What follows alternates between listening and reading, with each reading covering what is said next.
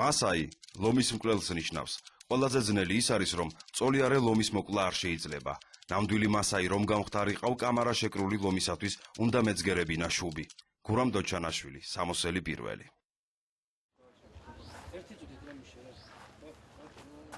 ტელეფონის ადამნე დაიჭერს არ ვიცით, მაგრამ ყოველი შემთხვევისთვის გაჭირებაში დასარეკ ნომრებსაც ვიწერთ და აფრიკელი კოორდინატორისგან ბოლო რჩევებსაც ვიღებთ. უსაფრთხოებისა და განსაკუთრებით ჯანმრთელობის თვალსაზრისით. ასე იწყება ჩვენი მოგზაურობა მასაის ტომების მიმართულებით. ყველაზე მნიშვნელოვანი ჩვენს ბარგში ეს წამლების შეკვრაა. 1000-ნაირი დეზინფექცატორი, მალარიის საწინააღმდეგო წამლები, მოსკიტების საწინააღმდეგო. რა ვიცი, უამრავი სხვა მედიკამენტები. წავედით.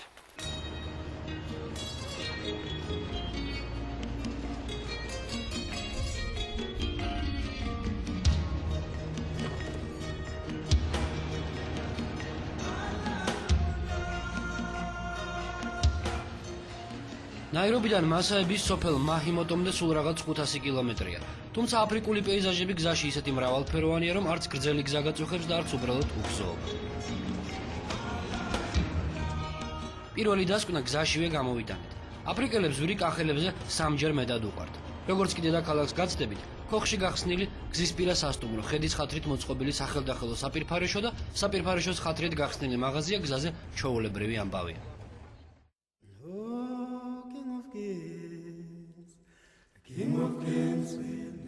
აფრიკის დაბლობი შავ კონტინენტზე მართლაც ერთ-ერთი ულამაზესი ადგილია.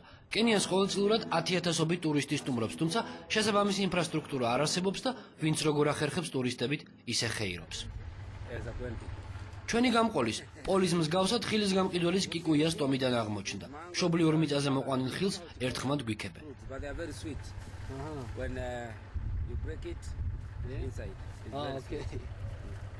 ბანანის მოზრდილ შეკვრაში სულ რაღაც $1 ვიხდით და გზას ვაგრძელებთ.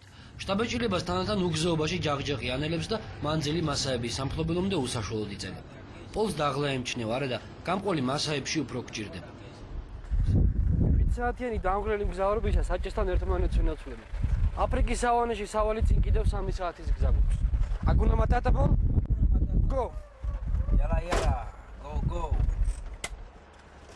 გზის მდგომარეობით ხვდებით, რომ დღემდე ჩვენთვის ცნობილ ცივილიზაციას თანდათან ვშორდებით. მასაების პირველ სოფელთან ბანაკისთვის ნახშირს ვყიდულობთ. წვანეთოდებით თავმოყრული თითო ტომარა 5 შილინგი ღირს. თუ მასაის ტომელი ქალი დღეს 15 ტომრის გაყიდვას მოახერხებს, შინ $1 მიიტანს. დღის ბოლოს მაჰიმოტომდეც მივახციეთ. ჩვენი მეგზური აკურამბა ალბათ ერთადერთი უმაღლეს დამთავრებული მასაია. თავის დროზე მამამისმა მთელი ქონება, ანუ 50 ძროხა გაყიდა, რომ ვაჟიშვილს ნაირობის უნივერსიტეტში ესწავლა. აკურამბას ფულიც და სწავლის სურვილიც ერთ წელში გაუქრა და ისევ მშობლიურ სოფელს დაუბრუნდა.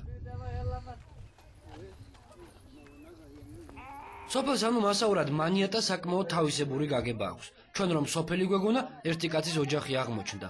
დამრთხალი მასაი ქალბატონები კი ერთი კაცის ცოლები ყოფილან, რომლებიც თავთავის ქოხებში ცხოვრობენ. ბაჰატა ანუ ლეოპარდების რისხვა მაჰიმოტოში უმდიდრესი მასაია. როგორც აკურამბა ამტკიცებს, მას 1000 სული პირუტყვი და 17 ცოლი ჰყოლია. მასაების ლოგიკით, ცხოვრება მით უფრო იოლია, რაც მეტი ცოლი გყავს.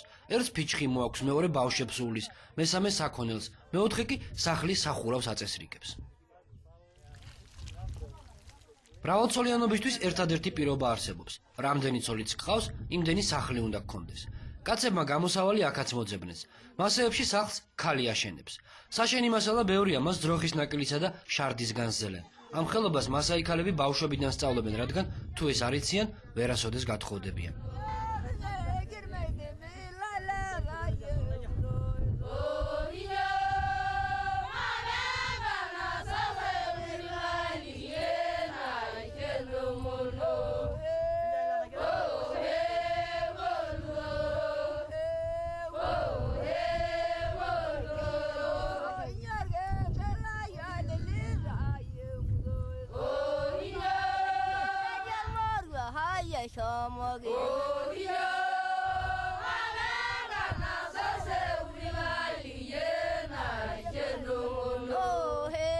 თეთრი კედები წელს მოდაშია. სანამ ბაჰატასოლთა გაერთიანებული გუნდის კონცერტს უსმენდით, ბაჰატაშვილებმა ჩვენი სადილის ბოლო ულუფა დაინაწილეს.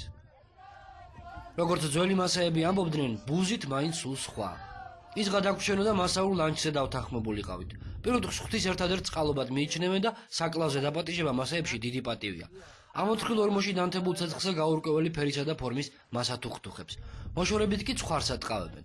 მასეებს უდანაკარგო წარმოება აქვთ, მატყლის გარდა ყველაფერს ჭამენ.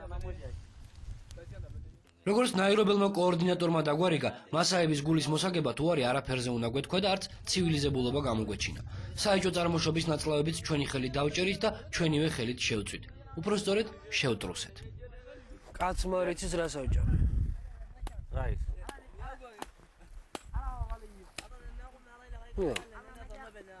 ორი დრო ჰიგიენის ყველა პირობა კაცრად არის დაცული, მაგრამ საკმაოდ გემრიელია. როგორც ქართული ხალხური ანდაზამობს, როცა ქშია ზაქარიაო.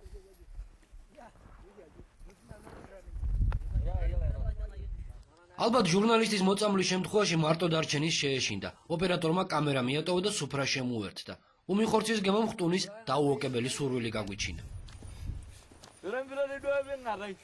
იფიქრეს, რომ მასაური წესჩვეულებები ზედმიწევნით გავითავისეთ. მიშას თავგანწირვა გურმანობა ეგონათ. ხტუნვა კი მასაების რიტუალური ცეკვა. ნოყიერი სადილის შემდეგ გულაჩუყებულმა მასპინძელმა საკუთარი ცოლები ჩაამწკრივა და არჩევა ისე გთხოვა, თითქოს ველოსიპედით გასეირნებას გვთავაზობდა. ვერ ვიტყვი, რომ ეს ხშირად ხდება. ცოლსა და სახლს სტუმარს მხოლოდ მაშინ ვუთმობთ, თუ ის ჩვენი ტრადიციების პატივის მცემელია. არჩევანის სურვილი ფოლკლორს უნდა გაემძაფრებინა. ბოლო ხსნა თავად ცოლების აზრი იყო, თუმცა არც აქ გაგვიმართლა.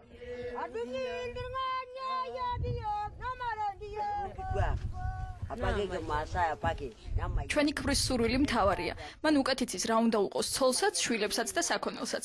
მის ბრძანებას სიხარულით ვასრულებთ. ქმრის მორჩილება მასაიქალის ცხოვრების აზრია. ცოლის გაყოფასთან ერთად იშვიათი მასაური პატივისცემა სტუმრისთვის კერიის გაყოფასაც ნიშნავს. ნაკელისგან აგებულ უსარკმელო ქოხში დედაღამ შუა ცეცხლი ხრჩოლავს. მაღიმოტოში მობილური არ იჭერს, მაგრამ მაღალი სოციალური წარმოშობის ნიშნად ჯომბო გულიდან არ იშორებს. ოჯახის ეკონომიკურ მდგომარეობაზე მეტყველებს ჭურჭლის სიმრავლეც. მასპინძელმა მასთან დარჩენა შემოგთავაზა და მორიდებით ვცადეთ ბინის განლაგება გაგვერკვია.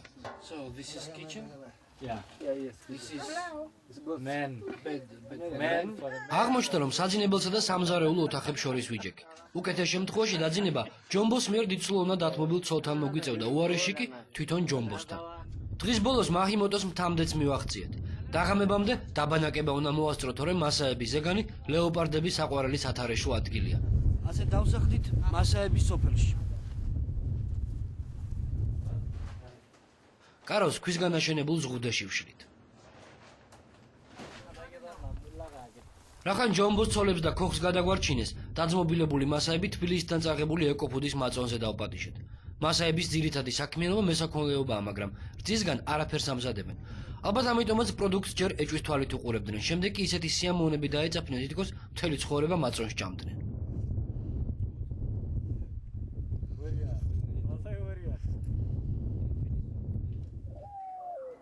შტაბეჭდილებებით დატვირთული დღე შეუმჩნევლად დაგვაღამდა. ჯასტინის კაროვმა მასაების სტუმართმოყვარეობას გადაგვარჩინა.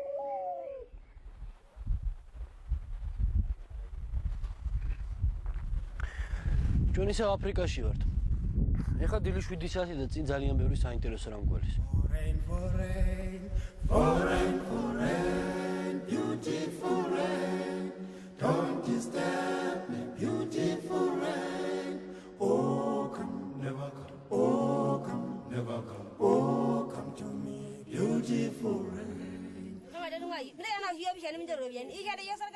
მანიატაში ნიშნობისთვის ემზადებიან.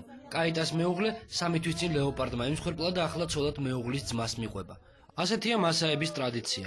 უცხოსიზე ოჯახის ქონება რომ არ გაყოს, დაქორვებულ ქალს ისევ შინაურზე ათხოვებენ. პატარძლის ასაკი ვიკითხე და აკურაბამ კიდევ ერთი უცნაური ტრადიცია აგვიხსნა.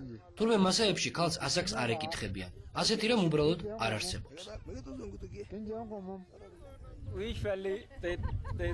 ქალის ასაკი დედამაც არ იცის, რადგან მასაების ტრადიციით ქალებს წლებს არ უთვლიან.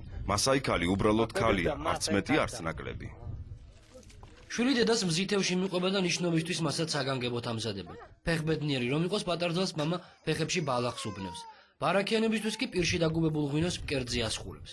ამგვარად მოკაზმულმა კაეტამ მომავალი მეუღლის ახლამდე უკან მოუხედავად უნდა იაროს, თორემ ცუდი ბედი დაჰყვება და ახალ ოჯახში არც მიიღებენ. მეგობრები პატარძალს სიმღერით აცილიან. წინ მეჯვარეები მიდიან, რომლებსაც მომავალი სიკეთისა და ბედნიერების ნიშნად სხვადასხვა სიმბოლო უჭირავთ. მათ შორის უმთავრესი კალაბაშია, გოგრისგან დამზადებული ჭურჭელი. დროება მასაური ქორწილის მაყარში მოხვდა. როგორც ტელევიზიის წარმომადგენელმა ჩემს ატრიბუტად შტატივი ავირჩია.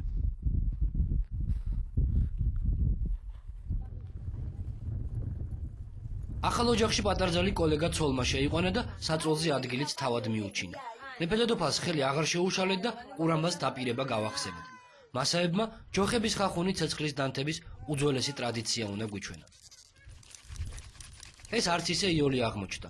ხმალზე დადებულ ტოტში ნაკელსა და თივას აფენენ, რომელსაც 7 მასაი გამომშლელ ჯოხს შეუჩერებლი უხახუნებს. 10 წუთიანი წვალების შემდეგ, როგორც იქნა, შედეგიც მივიღეთ.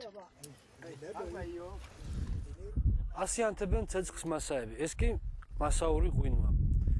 ცოტა რძე, ცოტა სისხლი, ცოტა თაფლი და ასე შემდეგ.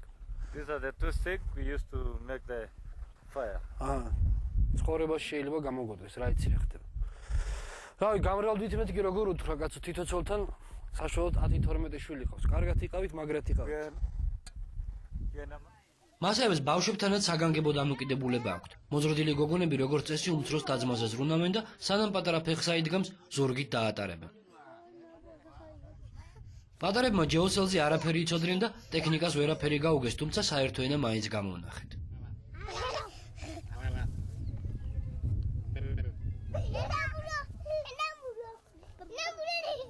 15 წლამდე ბიჭებს მასაის არ უწოდებენ. ამ წოდების მოსაპოვებლად ადრე ლომი უნდა მოეკლათ, მაგრამ ლომების რაოდენობა მასაების გამრავლების პროპორციულად შემცირდა და კენიის მთავრობამ რიტუალური ნადირობა აკრძალა. მას შემდეგ მასაები საკუთარ ძროხებზე ნადირობენ. თუმცა იოლი არც ეს არის.